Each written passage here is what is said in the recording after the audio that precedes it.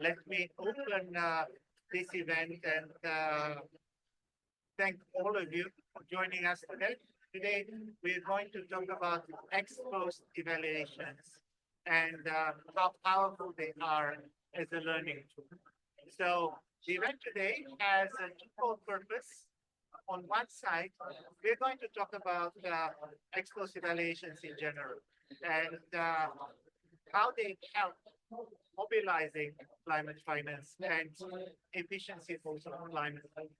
On the other side, today is going to be a very important day because we will launch the work on our sixth ex-post evaluation in Eritrea. So the event today is going to consist of two segments. There is going to be a high-level segment during which the chair of the AF-TERG, Ms. Debbie Menezes, as well as the Minister of Land, Water and Environment of Eritrea, His Excellency Tesfai Gebreselassie, will make some opening remarks. After that, we'll watch a short video about the project that Adaptation Fund financing Eritrea.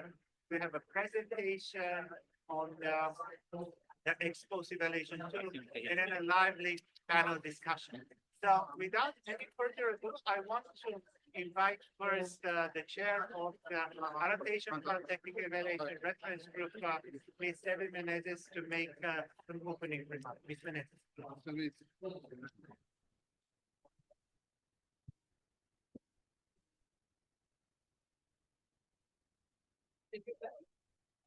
On behalf of the Adaptation Fund, I would like to extend a very warm welcome His Excellency Tesfai Gebreselassie, the Minister of Land, Water and Environment of the state of Eritrea.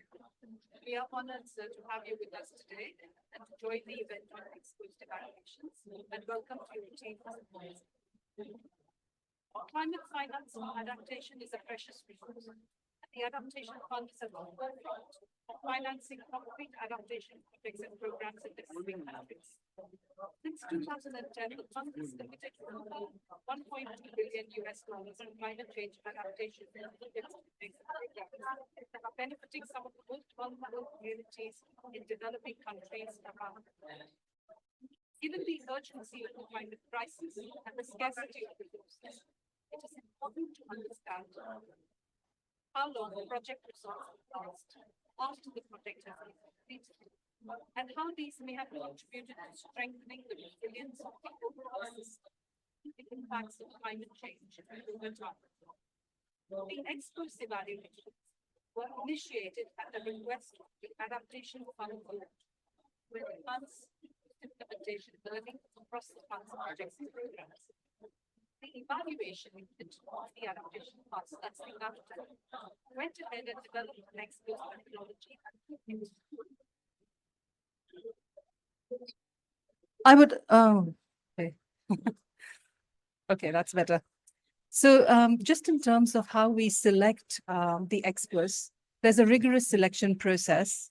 It's not done randomly. The cost of the ex-post evaluation itself is borne by the AF-TERG, and we apply a range of selection criteria that includes the project should have been completed 3 to 5 years ago. There should be willingness and interest of organizations and stakeholders to participate in the evaluation. The project should meet technical and financial feasibility. There should be an availability of a project completion report and other essential documentation.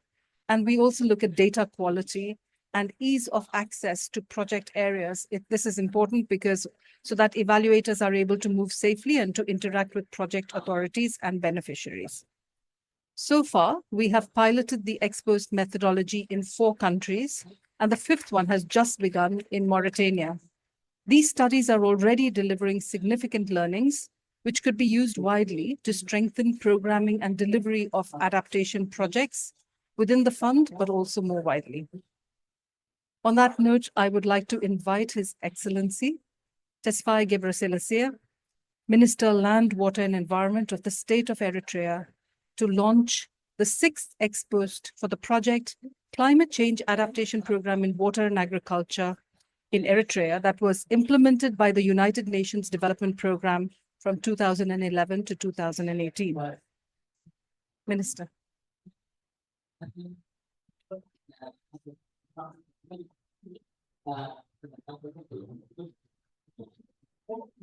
Thank you very much. Well, first of all, I would like to express our delight to be here and for being selected to present our showcase in this project, which is, as has been rightly said, the climate adaptation project financed by Climate Fund and UNDP. And the government has been also working in that area, building schools, access roads and everything. And this is complementary to what has been happening by the internal resources. Now, the project area has been selected for very clear reasons. First of all, this area was an area where the battleground was taking place for over 30 years during our liberation struggle. And the community have been badly impacted by the war. We have many widowed women, orphan children, and the community have been disadvantaged. So this is one way of compensating or addressing their problems. Secondly, these communities are mainly pastoral and agro-pastoralists. And we want to change their mode of life, probably to make them sedentary farmers. But to achieve this goal, we have to do some intervention. And the more appropriate, we found the adaptation programs with little but very effective use of the fund we had acquired from Adaptation Fund. I think we believe we have made some impacts in their life, improving their life situation, ensuring them that they have steady income and improving their nutrition value mix. And by way of this, also they have been supporting the community around it, providing agricultural produce and the dairy products to the party. In our effort to engage these people, we had to conduct awareness, environmental awareness, because this is very essential to, well, the way people conceive environment and interact with environment is essential. If it is not right, it could be very harmful. So, but these people do realize their problems. They know what's missing. They know how difficult it is. What has been lacking was the support to start. And this project has been very impactful. Now, water supply has been guaranteed, potable water in very proximate area. They need not to go to far places to collect. And this has relieved, mainly in our case, it's women and children who shoulder this responsibility, breaking responsibility, of course. And quality of water has to be clean to maintain good health. And the mix of the food they get to make it varied and nutritionally valuable. This has been achieved also. So we are very grateful to the support we get from the Adaptation Fund. And I think the small video clipping prepared could speak for itself. So we have agreed to the ex-post evaluation for very obvious reasons. We want to learn what is missing from our side in implementation. We made sure that every penny was used to the benefit of the intended population, and the rigorous inspection will help us to be in good shape also. So you are most welcome to visit the area and see for yourself. Thank you very much.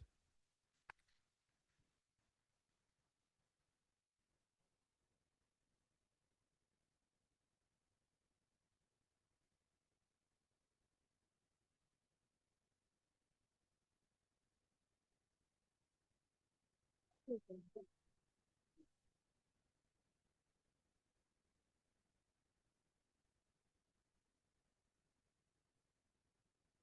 you very much.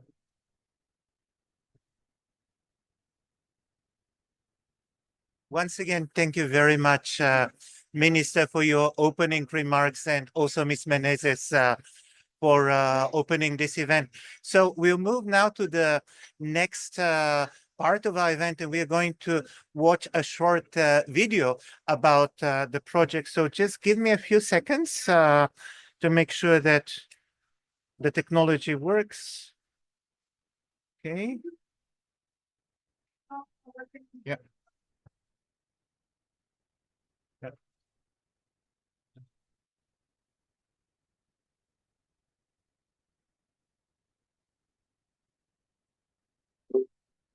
Eritrea, I think you don't need your one headphones of for the this. countries in Africa, faces severe challenges from droughts, erratic rainfall, and rising temperatures.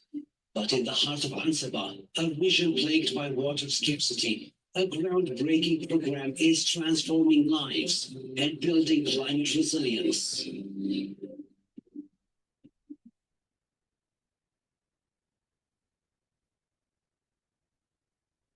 In 2013, the government of the state of Eritrea initiated the Climate Change Adaptation Program in collaboration with the UNDP and the Adaptation Fund.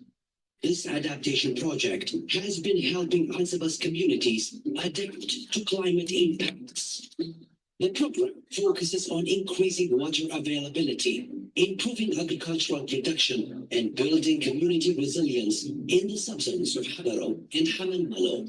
The objective of the Climate Change Adaptation Fund Board Secretariat is to increase community resilience and adaptive capacity to climate change through an integrated water resource management and agricultural development approach.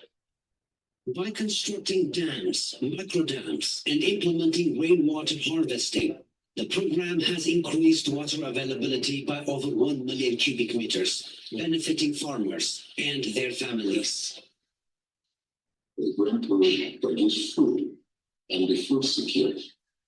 Agriculture has to be strengthened. And in the kind of environment we are in, where in most of Africa, where the agriculture is being failed, we must have guaranteed water. It has been a challenge. So what do you do with the water that is wiping crops down from the mountain? To harvest this water, to be able to use it for agriculture. This obviously lead to several first increase in food production.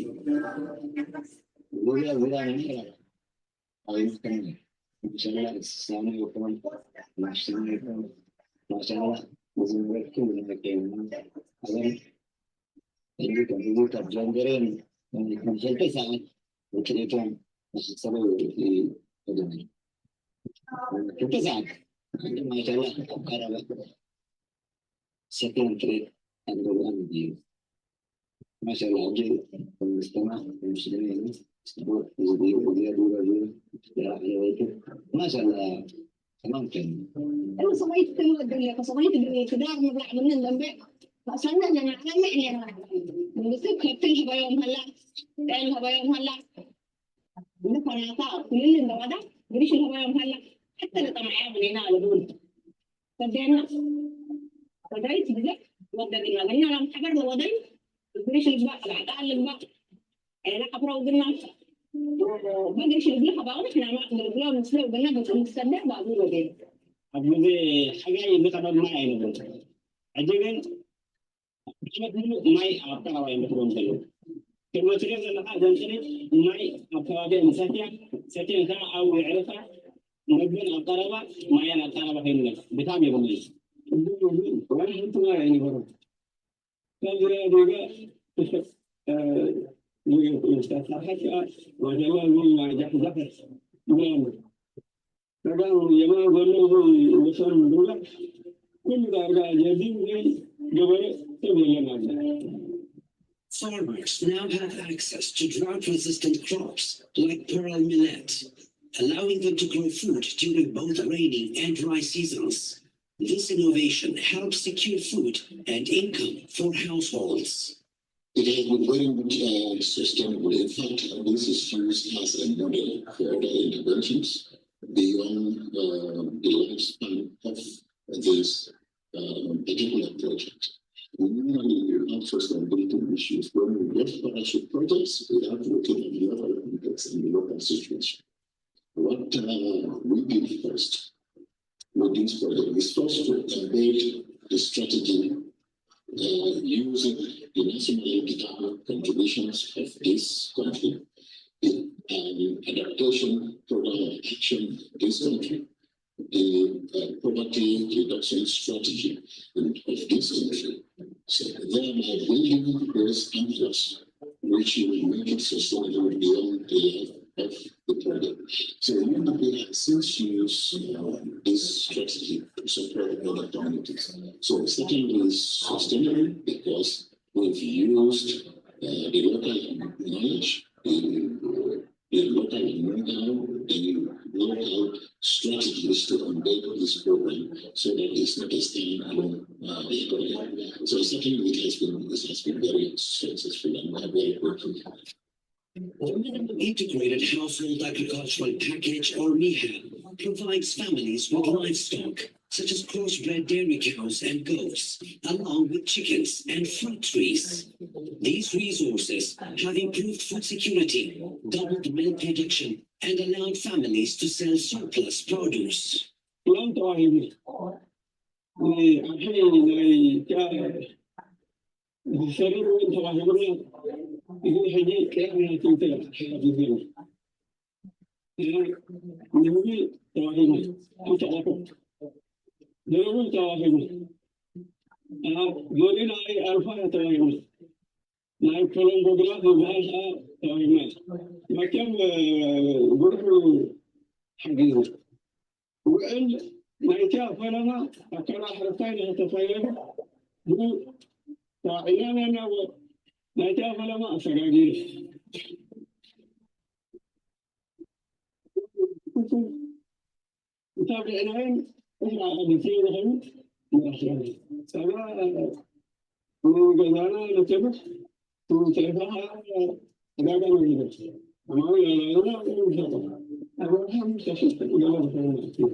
Energy-efficient stoves have reached over 1,700 women-headed households, reducing deforestation and improving health by cutting down on harmful smoke.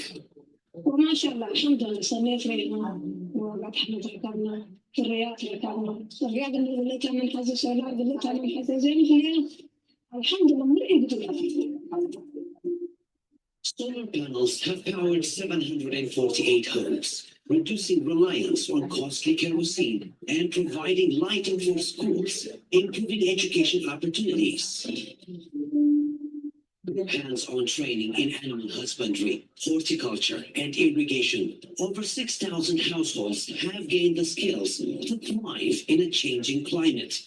Over 75,000 people in Anseba have benefited from the program's impact.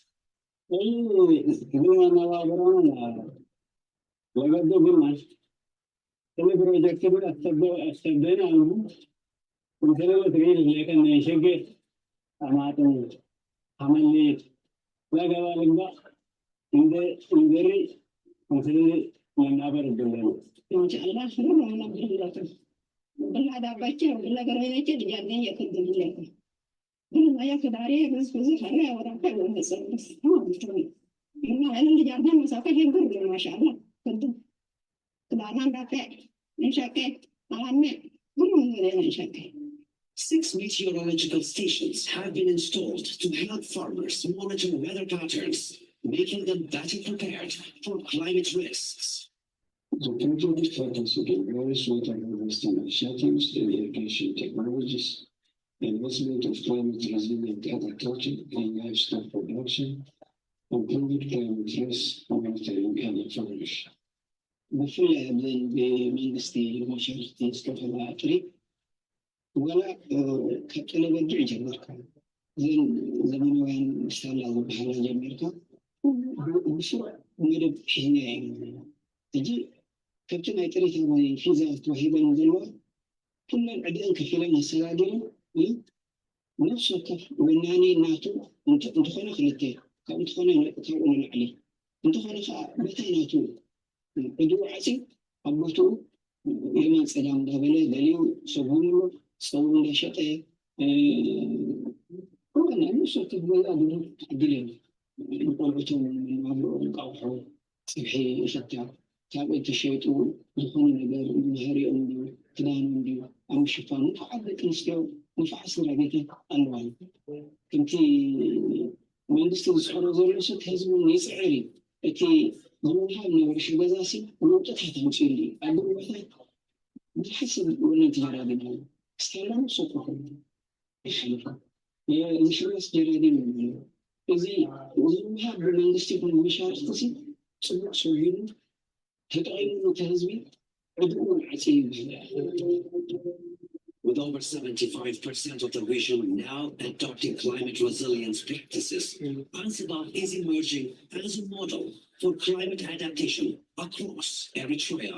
Every strategy has been taken into consideration in designing this project. This took on committed. And very sure that is the reason why we are proud of the sustainability of this project to the extent of also using it as a model for other areas, selected areas. So yes, adaptation works, but interventions have to take into consideration local situation. In this project, an active participation of the community through the project implementation has laid the base for the sustainability of the project, supporting agricultural production system for intensified and livestock productivity through the program has revived local farmers with increased input and nutrition, as grassroots and income generation through the sale of fruits, vegetables, forage, and meat. Thanks to the collaborative efforts of the government of Eritrea, UNDP, and local communities, Anseba is not only surviving the challenges of climate change, it is thriving, for this is just the beginning of a sustainable future.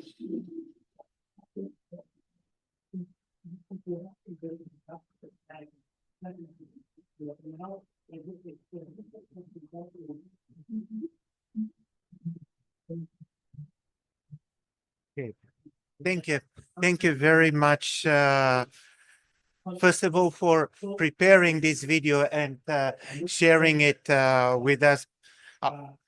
I personally was really impressed to hear the voices of the people and to see the happiness on their faces, which means that the Adaptation Fund is doing an extremely noble job. And I think this is also going to make our work as evaluators as we move forward to the ex-post evaluation also easier. So without any further ado, now I want to move to the second part of our session today, and we'll talk about how we are going to proceed with the evaluation. So I'll give the floor to Ms. Debbie Menezes to talk about the ex-post evaluation approach. And I think that will provide you also with a better understanding of what exactly we are planning to do.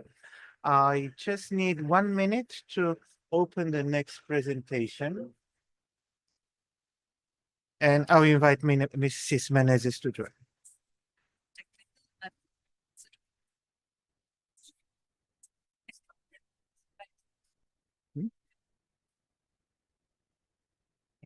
So, Mrs. Menezes, please.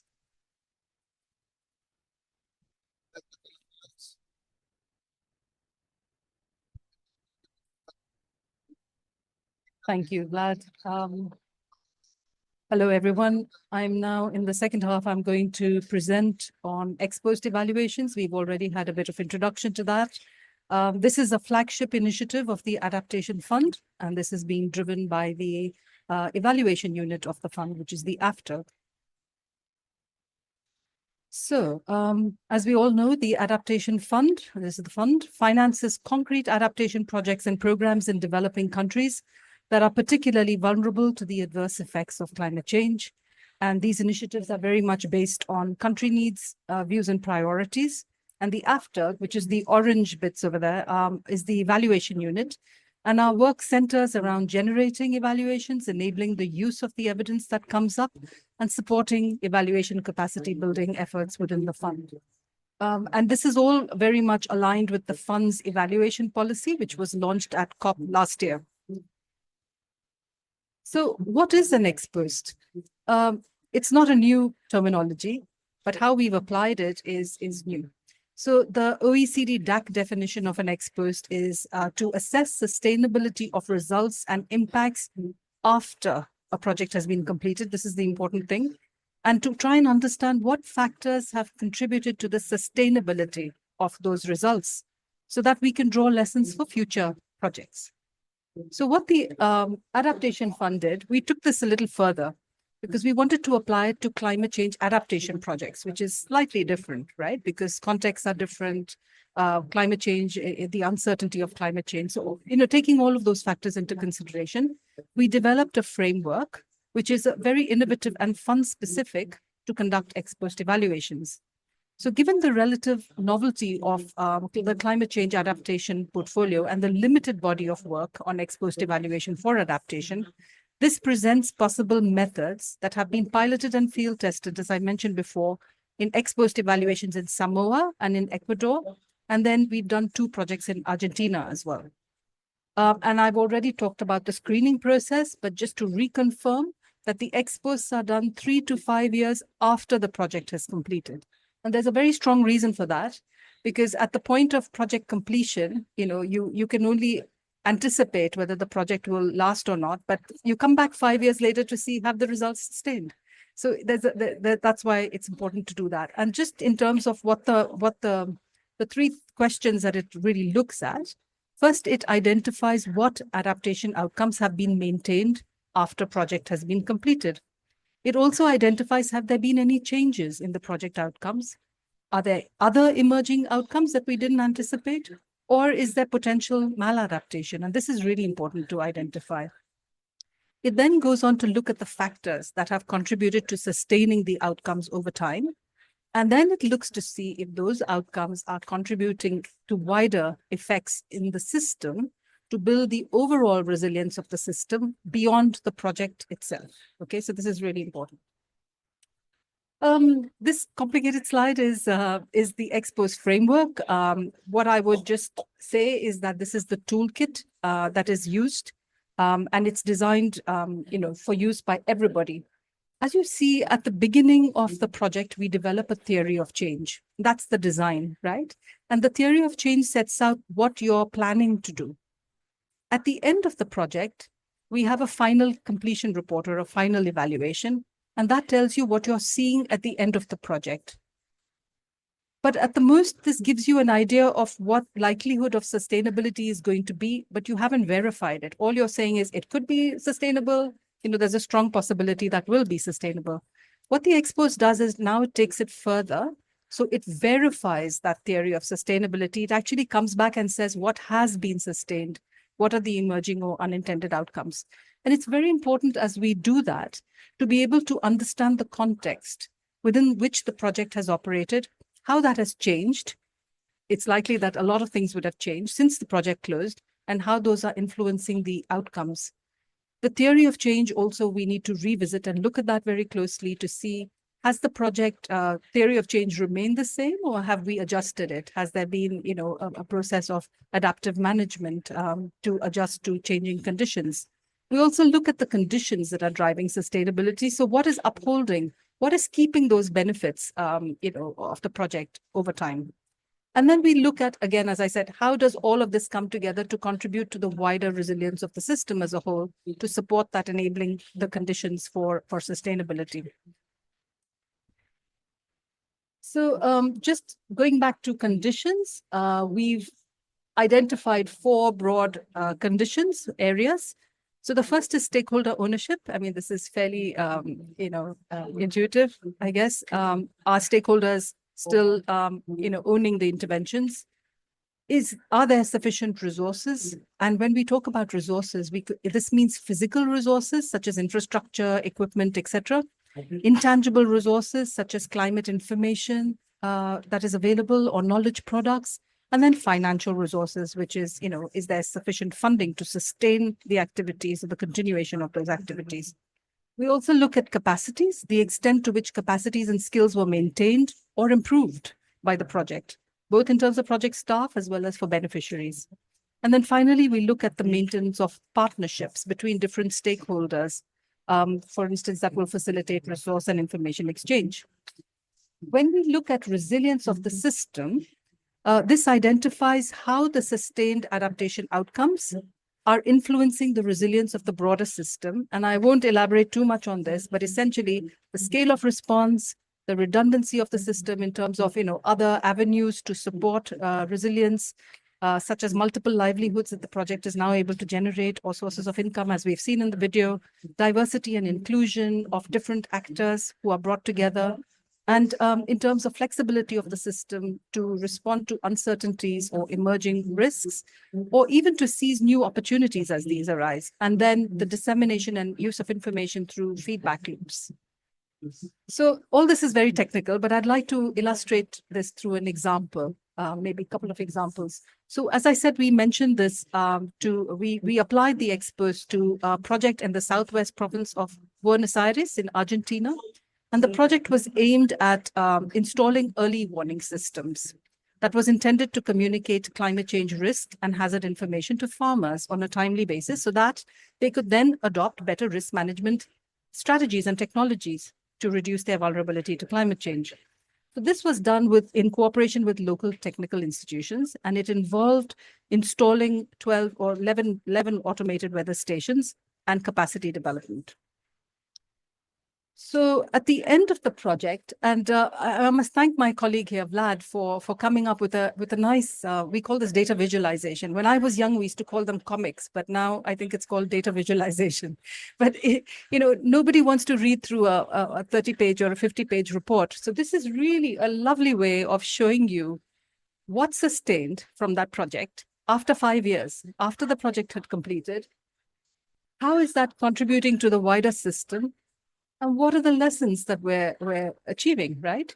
So when the project finished, when the project completion report was done, at that time, whoever wrote the completion report honestly said that the early warning system filled an important information and knowledge gap. It leaves behind a functioning team, and it's likely to be sustained, okay, in the long term. And it's an inspiring, I quote from this, it says, it's an inspiring example of the installed capacities in each of the areas covered by the project. However, when the ex-post evaluation came 5 years later, we found half of the hydromet stations were not working. Those that were not working were because of insufficient resources to maintain them. There was low ownership by authorities. In 2 stations, cattle had damaged the fencing. Another station had overgrown vegetation. 2 others were not transmitting data because the technology was outdated. They were using 2G technology, which wasn't ready. So, but the ones that were working had good ownership, had resources, had local ownership of it. We also found that nearly all of the public employees that had been trained were still there. So that's a good sign. And the new people that had come in, 3 people that had come in, had also been trained. And we also found there was good alliances and collaborations locally between institutions. In terms of resilience, half of those that were interviewed noted that the information provided by the early warning systems has improved their response to climate shocks. And the system as a whole is able to provide this information to farmers, even though some stations are not working. So in a sense, there's some redundancy built in. Farmers had reported that they had adopted improved agricultural practices. The information, for instance, had helped them to choose new planting dates because they could now understand precipitation patterns and they could look at perennial cropping on their land. Some farmers, however, did not change their behavior and continued to use traditional practices that could have been potentially harmful to soil quality and the ecosystems. So it's very interesting to see that even though the systems were there in place, it's not always able to change culturally embedded practices, which requires maybe a longer term, effort. So and I just wanted to kind of, highlight this. And in terms of lessons also, ownership is critical. I think that came out through very clearly. And that even though the project proposal had a description of gender sensitive participatory approaches, it found that not many women were engaged in project activities, in 5 years later. And there was also a need to archive data. Data was not always available. So I just wanted to show you that one example in Argentina. There's another example in Argentina. This is the second one. And you're the first people, by the way, who are seeing this, these two data visualizations, I should call them. Yes, okay, thank you. So another example, this project was trying to strengthen improvements in the use and productivity of water for family agricultural producers in a drought-prone area.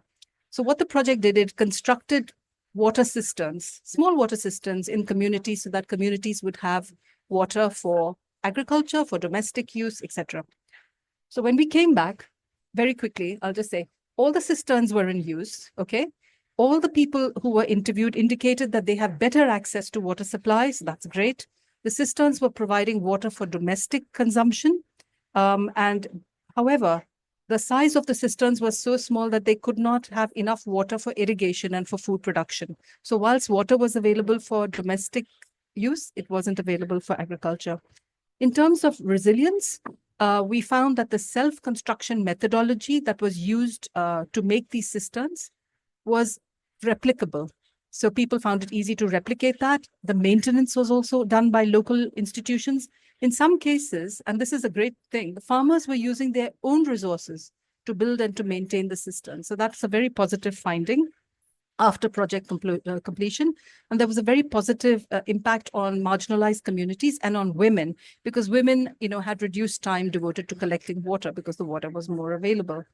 In terms of lessons, I mean, there are a whole bunch of lessons, collaboration, etc., but I will just focus on one. It's very important to think about climate risks at design stage. And just to take that further, if you make the cisterns large enough for farming also, that might help in the future. So, that's one learning. There's a whole methodology in the toolkit, which is available online. I won't go into it. But I'd just like to highlight a few things. I think when we do these expos, it's very important to make sure that we're co-creating this with local stakeholders. We don't just fly in, do the expost and go out. We work with the stakeholders to do this. And this is really important. There should be local engagement, local ownership. We also go back and look at the theory of change. That's really important. What was the project supposed to do? What did it deliver? We're not looking at that, but how it's sustained with that theory of what it intended to do, very important. Data collection and the integrity of data is very important. And then finally, we've been thinking about innovative ways of presenting these results to people so that people can absorb them into the next programming and use them, not have a lovely report on a shelf, but actually use some of these lessons. I have to admit, this is not without its challenges. We have challenges also. Data quality and availability after 5 years of the project ending. Where is the data stored? Who has this data? How do we access it, right? So that becomes a bit of an issue.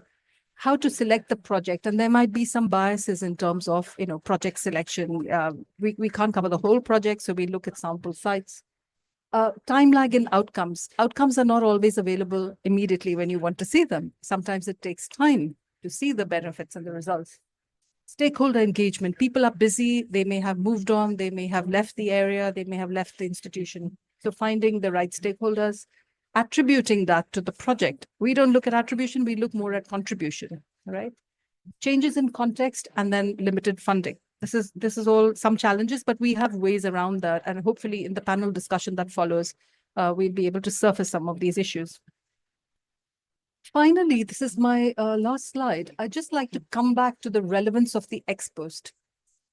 We look at it not just for the project itself, but we think it's very relevant, perhaps, to contribute to the work of the Global Goal on Adaptation and the work that's happening on the UAE Belém work program.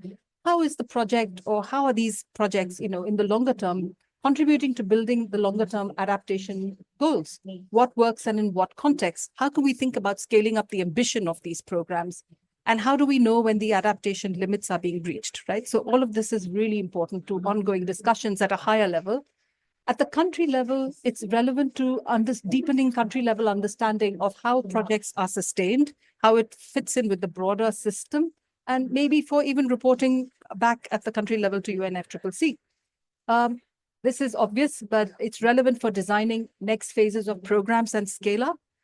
And then I think it's also really good to support learning, South-South learning across countries. So for instance, the first 6 projects of which Eritrea will be in the first cohort will be very important to show other countries how things, how it's emerging, and there might be a lot of lessons that can be extracted there.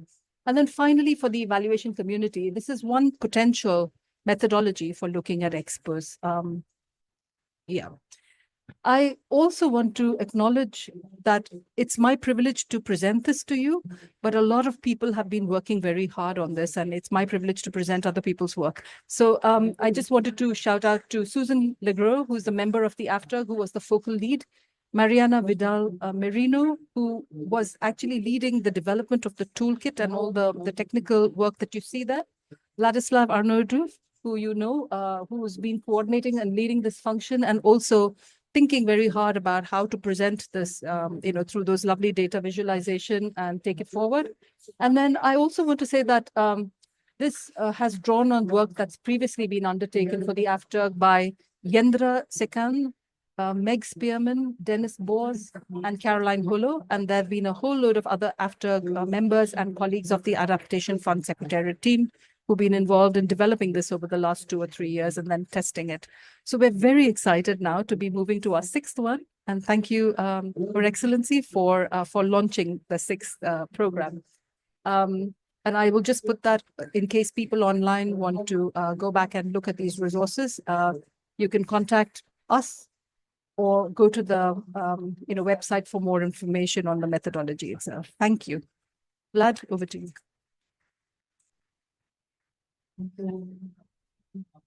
Thank you very much, Debbie, for this extremely interesting presentation. Just before we move to the next segment of our event today, want to check if there are any questions from the audience to Debbie. Yes, sir, please.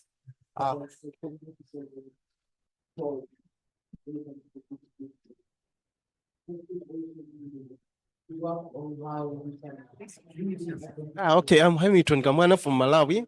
Thanks very much for the presentation, especially on the methodology that you have. But I haven't heard anything to do with the, you don't establish the baseline, the scenario before doing the ex-post evaluation. But again, also, as you pointed out, one key challenge of doing evaluations is resources. I don't know whether, as we will be submitting projects, there is a component for evaluation which probably can be supported. Yeah, so I have this. Yes, thank you very much for that question. There are two parts to the question. So in terms of baselines, we're not going back to revisit whether the project has delivered its outcomes or not. What we're looking at is whether the project outcomes have sustained, okay? So we use the project completion report that was done at the time of project closure, which is mandatory for projects under the evaluation policy of the fund. We use that as the basis to then go and test, and we look at the context, we look at what has shifted. I explained, that complicated slide, which had the context. It's very important to look at the context, understand, firstly, identify which outcomes have been sustained, because some outcomes may not have been sustained, as we've seen some of the examples. So it's very important to identify those, then look at sustainability, the conditions that affected them, and how it's contributing to the resilience of the system overall. Right? I hope that answers it. So we don't go back to baselines. We're looking at the project completion and take it from there. In terms of funding, I think you said, right? Yeah. So there's 2 elements to this. When a project is being designed and implemented, there is an element of funding that has to be built in for routine monitoring, evaluation, and learning. And that's integrated into the evaluation policy of the fund. That is built into the project costs. And there is it's all the details are there. What we're doing is we come back 5 years after the project has ended. So obviously the project cannot pay for this. The AF-TERG pays for it. So for the ex-post, we pay for it. We commission it, but we obviously do this in a way that is co-created and that has joint, engagement with everybody. So I hope that clarifies your question. Yeah, thanks. Just want to check if there are any other questions.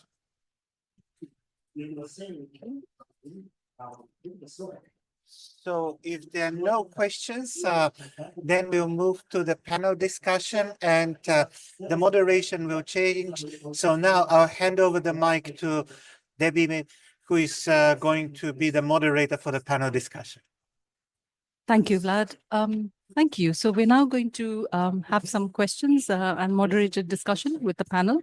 I would first like to invite the Director General, Kebron Gabriel, the Ministry of Land, Water and Environment. Lisa, will you sit in the middle, Chair? Okay. I would also like to invite Ms. Neha Sharma, who's the results-based management, knowledge and learning lead at the Adaptation Fund. And Vladislav Arnodov, who's the Secretariat Coordinator of the AF-TERG. Welcome. Thank you for joining us. Let me start by asking you, DG, do you have any sort of thoughts, firstly, from what you've heard today? In particular, I wanted to ask you about project ownership. Could you explain to us, because project ownership is one of the key factors for sustainability of results. How did you ensure a smooth transfer of the ownership of the project after it was completed?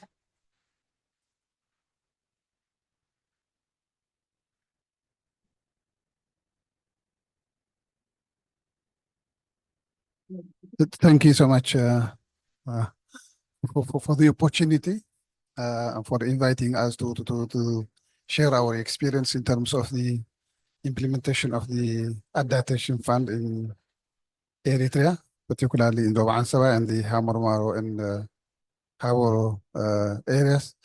In fact, I would like to take you back to how the project has evolved so that we can understand how the ownership has been transferred to the local communities or the beneficiaries. We developed our NAP in 2007. And that NAPA has identified a number of priority areas for intervention. And one of them was this project. And right after 1 year, we decided to develop a concept note. And that where starts, the consultation with the local communities, including the regional area. So as we develop the concept note, we have to visit the site, consult the local communities, understand what is their needs and what are exactly the situation in that specific area. So based on that, we moved to the project development, and the same process was followed. So you can see now from the project, we have two major stakeholders. Stakeholders at national level, stakeholders at the regional level, where you have the Minister of Agriculture, Minister of Land, Water and Environment, Forestry and Wildlife, and the Minister of Local Government, where they provide technical backstopping in terms of developing the project concept, training, so on and so forth. And the stakeholders at the regional level, they're particularly responsible for the execution of the project at the hands of work. So normally in Eritrea, what we do is we don't, establish, project management unit for each and every project. What we do is, whatever we do is embedded within the government, the existing government structure. And that structure goes from top of the national to the regional and go back to them and down to the communities. So at the community level, you have a number of villages organized in committees. For example, the Water Association, Coast Guard, agricultural extension workers, environmental agents, a number of them. And these are the ones that are very responsible person on the ground that should follow the daily implementation of the project being backed by the, the high-level experts from the region as well as from the ministries. So I think this is the process how we have, transferred the.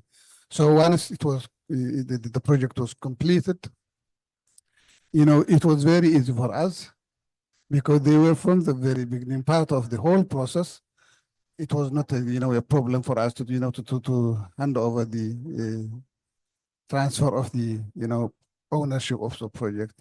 And you have seen from the slide that people were very excited. They have changed their way of life in terms of income generation from the sale of different agricultural inputs, including the eggs, milk, even from the vegetables as well as fruits.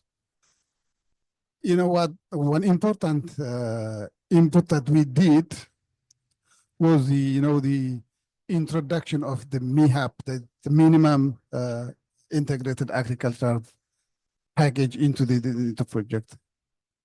In this strategy, it is widely applied throughout the nation, but we also prefer to incorporate as part of the project. So in this package, each and every farmer who have been selected, they will getting at least 1 cow, 3 goats, 25 chickens, as well as 2 beehives. And one interesting thing in terms of the transfer of the allocation of cows was whoever gets a cow first has transferred the firstborn calf to another farmer. And through this process, today we have reached about 300, 400 cows were among 130 or 150 farmers. We started with 25 and now we are almost 130. It's very exemplary. Even when there is an temptation that we also should address the issue into, the areas outside of this project. So I think this is the way we have, to transfer the ownership of the project. So I think that's what I can say. Thank you very much, DG. I think some of the things you've highlighted resonate very closely with the Ex-post toolkit that I just presented. So, I mean, that's really good because we'll have a good starting point there. But I was taken up by your, the 4 things that struck me is the community engagement right from the beginning through design and through implementation, which is really important for ownership, the interconnectedness of the system, in terms of government. I think embedding it across government sectors, not just in one sector or one area, but looking at it more holistically. I think also in terms of you were talking about the connectedness of the system as a whole, with the farmers, the female cow being given up, and that sort of thing. So I think those sorts of issues are really important, and they speak very closely to the Ex-post evaluation. So thank you for that reflection. I really appreciate it. One of the key challenges we found is in project data and information availability. That can be quite a challenge, right? So, and that's really important as we come to evaluate. Could you elaborate a little bit on data collection, both during implementation and then after data, after the project ended? Did you keep collecting data after the project was ended? Where did you store it? How did you manage this whole process? Thank you so much for that question. It's very interesting. In fact, I agree. I cannot say that everything is complete, but we are trying our best to make sure that at least we have some data to measure on how we progress. So, as I said, the governance structure is goes all way to the project area, to the local communities, as we have the extension agents there, and they are being supported by those over experts, where they exactly know what are exactly the indicators and how they should be collected. they try their best to formulate a data collection template where they distribute to the local, the sub-regional administrations, where they have almost a replica of the ZOBA structure. So through this government structure, they collect, like, for example, we have, as I said, water resource agents, environmental agents, the agricultural extension workers are there, and the foresters are there. So through these agents, we try to collect, data. And more or less, most of this data that are being gathered, they should be stored at the ZOBA level so that they can be used as, a learning process for other similar projects, be it within the ZOBA or across the country. Yes, there are definitely limitations that we'd like to see on how this expo and ex-post evaluation will assist us so that we can better be in a better position in terms of, how the methodology for data collection as well as storage, and then making ready for other users in terms of, propagating the experience. So, well, we accept there are limitations, but we are trying our best to make sure that the necessary data are, collected. Thank you. I think your problem is not unique. I think we all struggle with data and, getting sourcing the right data at the right time. Where do you store it? How do you clean it? Because there are so many data points. You were mentioning, DG, that you collect this data from various sources and then it's stored at the zonal level, but somebody will need to look at it, make sense of it, analyze it, so there are lots of issues, and then also store it. So 5 years later, when we come along, we need access to that data. So that's, thank you, but it's helpful to know that that's how you deal with it. I'd like to turn to Vlad, actually, just on the topic of data. In your experience with the AF-TERG and more broadly, how do you deal with cases when there's limited data availability? So how should evaluators go around that? Can you still conduct a robust evaluation without data, Vlad? Thank you. Thank you, Debbie. And that is a common problem across the board, as DG also mentioned, and this is something we have also seen quite a lot in our practice. So there's several ways we can do that. Sometimes we basically have to look for proxies that can help us if they're like missing data. Sometimes we just have to start reconstructing the data sets, and this can also help us with overcoming the data problem. But this is more of an ex-post approach, like you're put in front of the fact that, okay, there is no data, so how exactly you're going to overcome that so that you can conduct your work as evaluator. Another important part, however, is to build in the data collection approach and the data storage approach from the very stage of the project design to make sure that you actually have the right systems in place that will guarantee that you're actually going to overcome the issues with data. That data will be stored and it can be used in the future. And that is important not only for evaluation, that is important also for monitoring purposes, for tracking what is happening with the project. So my answer would really be that we need to embed in the project design, in the project systems, ways to collect the data and store the data and make sure, control the quality of the data, because this is also another thing. And when we are faced with the situations when there is no data, of course, we're going to use various techniques that will help us overcome that, reconstruct the data sets, but it will be much easier for us evaluators actually not to have to deal so often with that problem. Thank you. In a perfect world, we would have perfect data, but we live in times of great uncertainty and imperfections. So I guess we have to make do. And I think that's where innovation comes in, right? we have to innovate and find new ways. Neha, I'm just wondering, you've also been working in the climate investment fund, so you've been leading evaluation and learning now. Do you have any reflections on data generally, just from your time in CIF as well as in the Adaptation Fund? Yeah, I think what's been said already, of course, resonates. Some of the thing with climate projects, and particularly in adaptation, is some of these are going to last 20 to 15 years. And it might be, the 5th or 6th year when we start seeing the benefits flowing and the outcomes and actually having something to measure.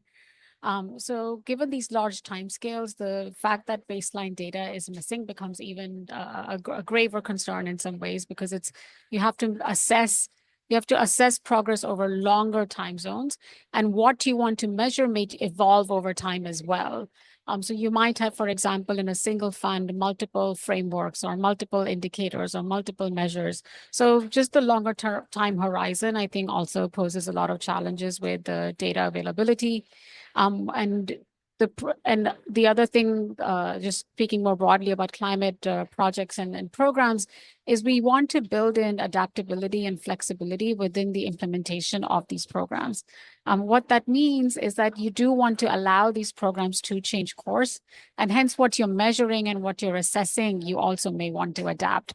And, those type of things, so like how the balance between collecting the data that you need, assessing progress, and the flexibility required in the field to make changes, all are counter to the fact that you want to be able to, at the end of them, assess against the baseline. So it's a very complicated projects, and many climate projects, and particularly in adaptation, are cross-sectoral. You may have something to do with infrastructure, but it's impacting water systems. And, I remember this one project from my experience at the CIF, where it was a water project, but the housing department got involved because the upstream community was negotiating with the downstream community, and it was about livelihoods, but then it was also about housing to give access to.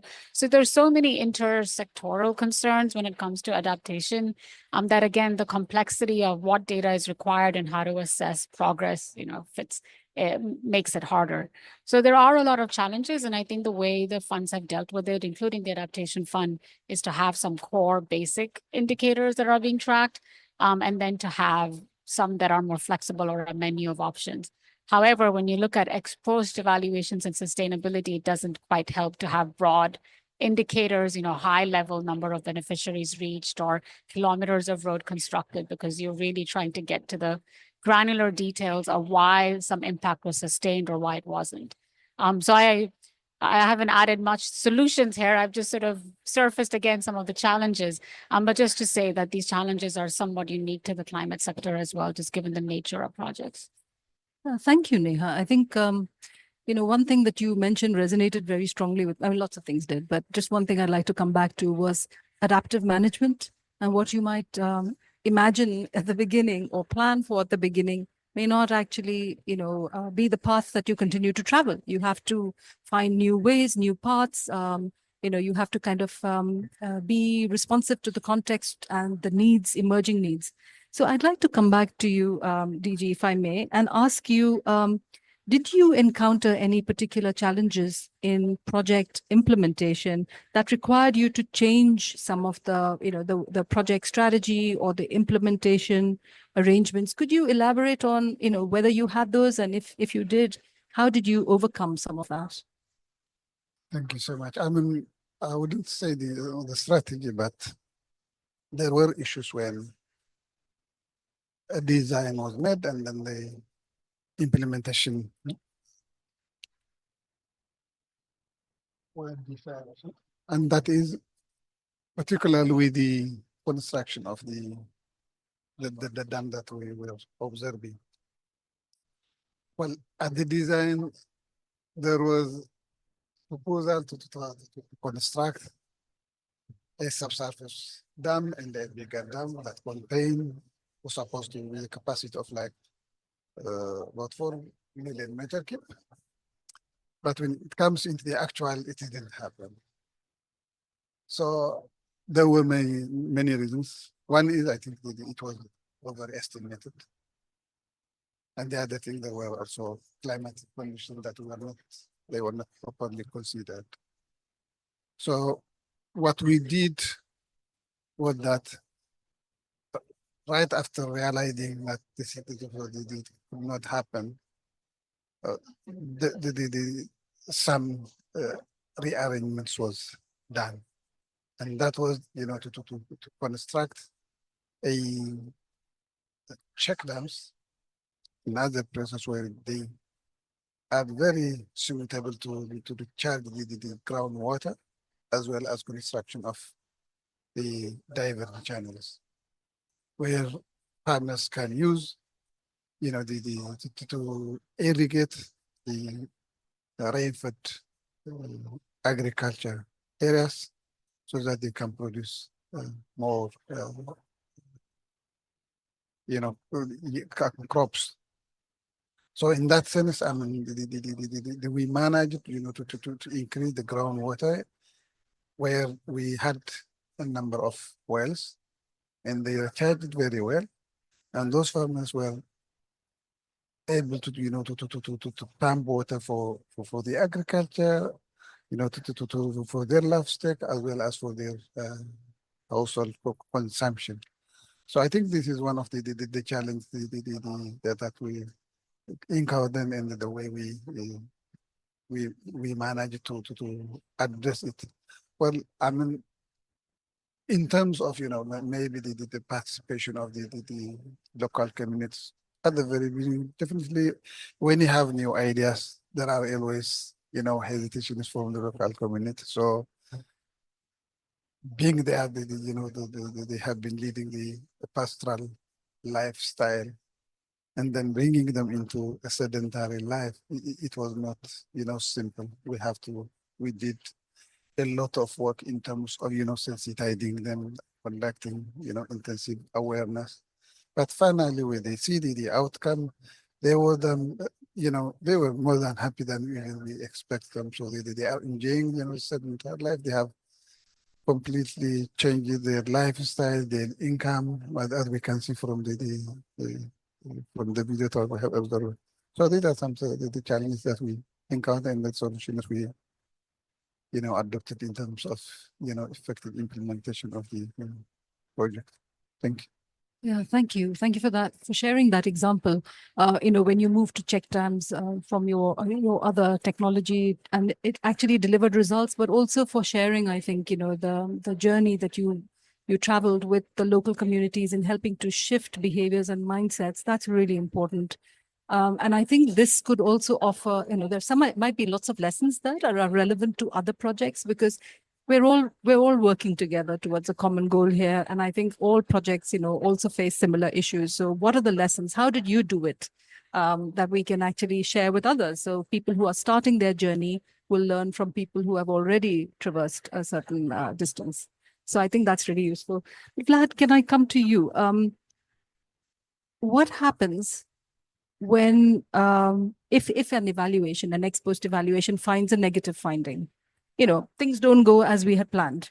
And we come up with, I don't want to use the word negative actually, because that sounds negative, but a different outcome from what you had predicted, or even if you find maladaptation, what happens? Does the evaluation police come out, Vlad? What happens? Thank you, Debbie, for this. And thank you also for using the word police, because I don't want, and I think all of us sitting here don't want evaluators to be seen as policemen. And that is not the point of the evaluation. Well, to start with, it happens. Actually, you saw that also in the examples that Debbie provided with the cisterns in the second project in Argentina. Well, it turned out that there is not enough water for farming. And that was one of the findings which was different from what the project was originally designed to deliver. What we can do at the moment, first of all, we register that finding and we share that finding. We try to understand why exactly that has occurred. By the way, in that particular case of Argentina, we found out that they were looking at a particular climatic model, and they were using the particular design of cisterns that was applied in a different project. However, there was not sufficient analysis of whether the design from the previous project was really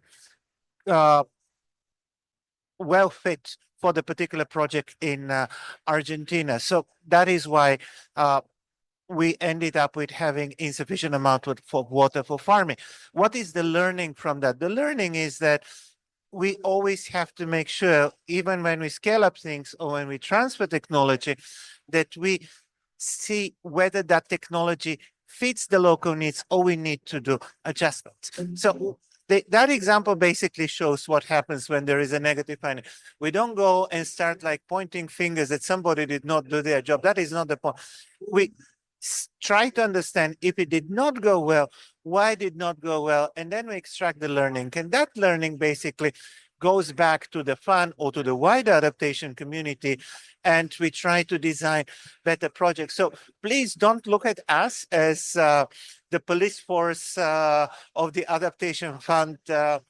This is not our goal. We are here to really analyze, find evidence, and based on that evidence, come with findings and learnings that will help all of us build projects, better projects in the future. And this is especially relevant talking about the constrained funding that we have for adaptation. The more we learn about how we do things not that well, the better we are going to utilize resources. Thank you. Thank you, Vlad. I'm so glad you used the word learning, because this is about learning. And on that note, my last question, I guess, for Neha is, you've just come on board with the Adaptation Fund, and you're going to be, spearheading all the work on learning. Do you have any thoughts on how these findings from the Ex-post could be used, going forward for the fund? I mean, how would you use these in fund projects? Yeah, first of all, I do want to congratulate the AF-TERG, because it's not usual to come across ex-post evaluations or evaluators going back 3 to 5 years after a project has ended. It's quite unusual in the evaluation or development field for that to happen. For one, there's no resources once a project has ended to go back and evaluate it. So it's quite unique what you're doing. And so first, just congratulations. I think the findings are, I wouldn't say they're a big shock or, something that's we wouldn't have predicted, but it's good to have them documented. And some of the pathways that you outlined in terms of capacity and partnerships and stakeholder engagement are really relevant, not only for the sustainability, but for the success of the project. These are factors that you need for the project to succeed and then to sustain. So it's really, really helpful that we're building a body of evidence that's going to help us structure new programming in a way that those results can be sustained. And that's where that learning loop that you're mentioning will feed in. A significant part of the Adaptation Fund portfolio is yet to be programmed. It's yet to be committed to projects and programs. So what this body of evidence does is it allows us to go back, relook at the criteria for the selection of the programs, relook at the monitoring, evaluation, learning processes through the program cycle, and see what kind of questions we need to ask so that some of these areas are addressed in program implementation and then built into the way the program is designed. So for example, the length of partnerships, partnerships is one of your pathways to sustainability. How long are these partnerships going to last? The other thing that you had in the pathways was sort of O&M, or operation and maintenance, after the project ends. So one question to ask is there budget, or is there some thinking when the project is being implemented in how those impacts, if there's infrastructure or something's being built, how it'll be maintained after the project? Like what is the thinking and what is the plan? So criteria like that, I think this body of evidence helps us relook at the existing criteria and make additional adjustments to it and ask the questions during implementation so that these impacts are sustained. So just congratulations to the TERG, and we hope to take this forward. As you may think it was mentioned in the previous session, but we're redoing the Adaptation Fund's strategic results framework. And this is one area that we can look at, because the strategic results framework, though, is going to be at the indicator level. Do we have any indicators? Like what is our time horizon for the assessment of these indicators? And is there anyone that really alludes to sustainability? So those are some of the intentions that we're setting out. Thank you, Neha. If I might ask you another, your quick reactions to the data visualization. Did that appeal? How did that land? It was fantastic. I was recently at a workshop where they also made sketches of the people who were saying this. So I was waiting to see Debbie and Vlad, on a cartoon of you as part of that visualization. So it was fantastic. I only have suggestions to add the people whose voices this were as well, including the communities. But I thought it was really fun. I'm glad you said Vlad and I are cartoons, but data visualization, the politically correct term is data visualization. So thank you for that distinction. Okay, so Vlad, just one last question for you. What happens now to the toolkit? Is that online? Does it get updated? Who's it for? Who can use it? How does it get downloaded, etc.? Can you just tell us a little bit about the plans? Sure. Thank you, Debbie. So the toolkit is on our website at the moment. It is open for comments. The plan is to finalize the current version based on the comments that have been provided by the beginning of next year. So this is going to be a public good. This is not something that the Adaptation Fund is going to get a patent on. We started this work, but this is something we are doing for the global community. When we launched the consultations and they started back in August, we were surprised to see how within 2 weeks, we got inputs from so many different agencies, and there was interest actually by other organizations to also start using that toolkit and see how they can adapt it in their own context. But we believe that, and this is also what we know, this is the only tool for ex-post evaluation for adaptation projects up to now. And we really hope that this toolkit can set up a very positive precedent and can be used across other organizations, because I'll go back to the comment that I made before, that these ex-post evaluations actually provide us the most valuable evidence for how sustained adaptation results are. And it helps us also understand how good the investments of the resources are used. So the plan is that this tool remains a living document. We're going to update it every few years from now on, based on the learnings from the different projects that we conduct, including your project in Eritrea. We have done up to now and completed only 4 ex-posts. So that too is based on those ex-posts. And there was also one limitation up to now, that we focus only on one outcome as we did the ex-post evaluations. This year is the first time that we focus on all the outcomes. So those learnings are also going to be integrated in the next revision that will come a few years from now. So this remains a living document. This remains a document that is available to the general public, but we're very happy as an adaptation fund, as a technical evaluation reference group, to pioneer this work and to contribute something to the global evaluation community. Thank you. Thank you, Vlad. Before we come to a close, I just wanted to check if there's any question from the audience here for the panel. Yes, please, sir. Thank you.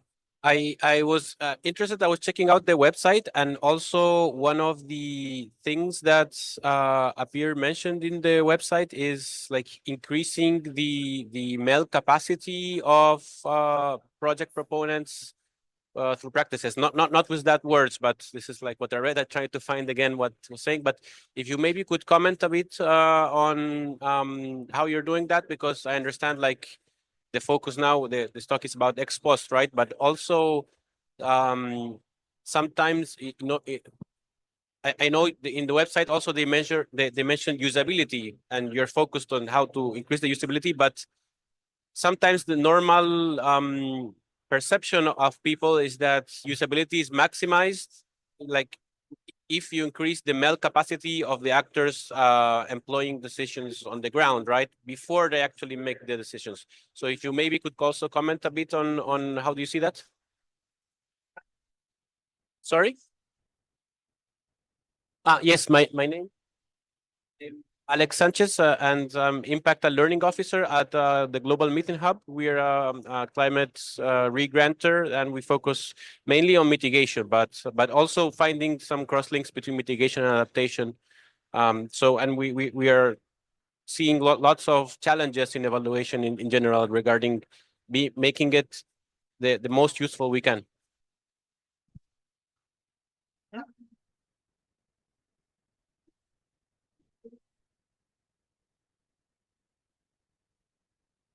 I think that your question basically consists of two parts. So I'll talk about the MEL capacity from the evaluation side, and maybe the Neha on behalf of the Secretariat will also talk about that. I think every ex-post evaluation per se, it's also a MEL capacity building for everybody who participates in that and all the different stakeholders. I think you saw from the presentation of Debbie that we are basically dealing with a universe of stakeholders. They're the people on the ground, the beneficiaries. They're the government officials. There is also they're the actual evaluators who conduct the ex-post evaluation. They're us in the Adaptation Fund. And in reality, what happens is that by conducting the ex-post evaluation, we also help identify where the weaknesses in the MEL systems and where some future support can be provided. Now, MEL capacity, especially on the ground, may not be sufficient, but I think when we discuss, especially in the earliest part of the discussion today, we talk about involving from the very beginning government officers and existing structures in the data collection, data processing, and data storages. So that was a very good example of a case when you actually can conduct efficiently the monitoring part. And I think you can build on that already more efficient evaluation and learning and closing the entire learning loop. But my answer will be that each of these exercises we do, it is strengthening of the MEL capacity for everybody there. And even it's a strengthening for MEL capacity for us as evaluators, because this tool that you see on our website, it's a product of, I think, 4 or 5 years of very extensive work, where we also had to find things on our own until we come up to this very concise and very focused document. So let me stop here and see what Neha would like to add. I'll just be brief to add to what Vlad said. For me personally, professionally, I focus a lot on local capacity building on MEL. My evaluation career started as a capacity builder on MEL. And in this COP, I've had conversations with each of the funds to expand something that we've done at the Climate Investment Funds, which was about applied MEL learning by civil society that were observers to at that time, the CIF. And I'm hoping to take this program across the funds, including the Adaptation Fund. So actually in the next few years, the plan is for the Secretariat to have quite a big role in the capacity building for MEL. Already based on the new evaluation policy by the AF-TERG, the evaluation budget or the MEL budget for projects in the Adaptation Fund has increased. And that increased project is for local capacity building at the at the project level. So that's one of the agenda sort of that I'm bringing to the Adaptation Fund to push a lot on capacity building. I think I speak for the AF-TERG as well when I say this, that we're not professionals that want to fly in, collect data, and then leave. I mean, Debbie mentioned that in her intro as well.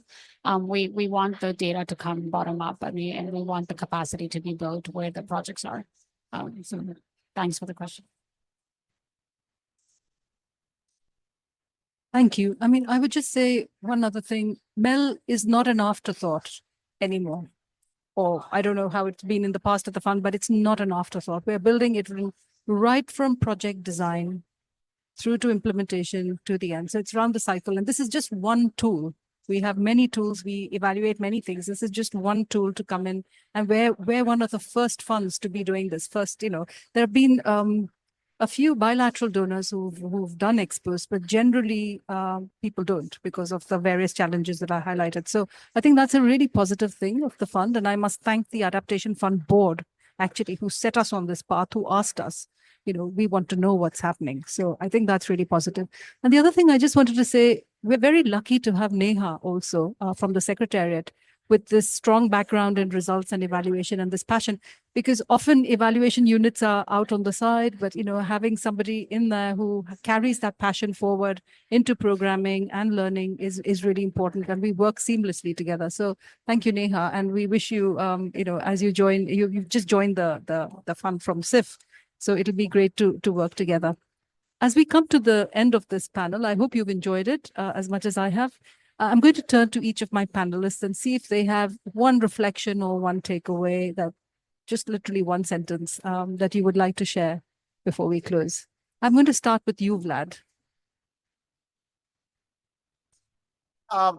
My reflection is that we're just at the beginning of a very important journey, but it's crucial that we collaborate, we work together, and we remain committed to learning so that we can improve ourselves, improve our knowledge and understanding, and build a more resilient world. Thank you.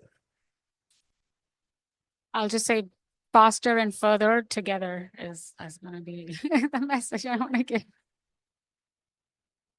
And I also would like to thank the Adaptation Fund Secretariat for giving us the opportunity to share our experience in terms of our project improvement. The most important that we also would like to thank for clarifying on how the ex-post evaluation would be done, because this will make us, shape ourselves and how we have been doing and what we're supposed to do.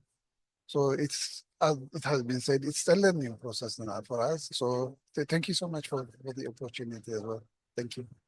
Thank you. And I'd like to thank my panel, my expert panel. Thank you so much for your time and for sharing your insights and enriching this discussion. And we look forward, Your Excellency, thank you so much for being with us. And we look forward to the ex-post evaluation in Eritrea. Thank you.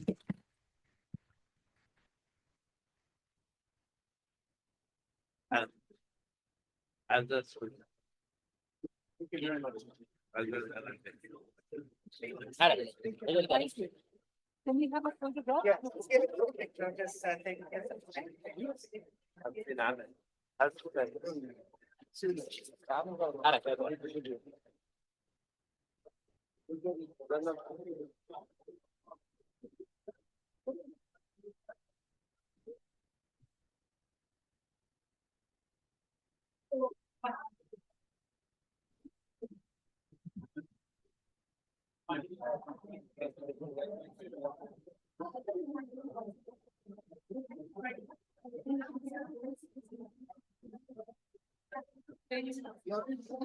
can go back closer. That's it.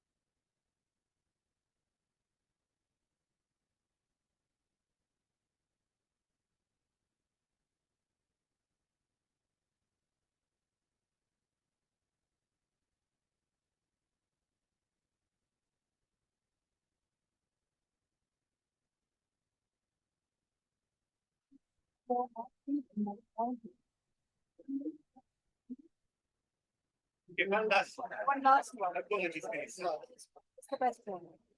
You have to say experts.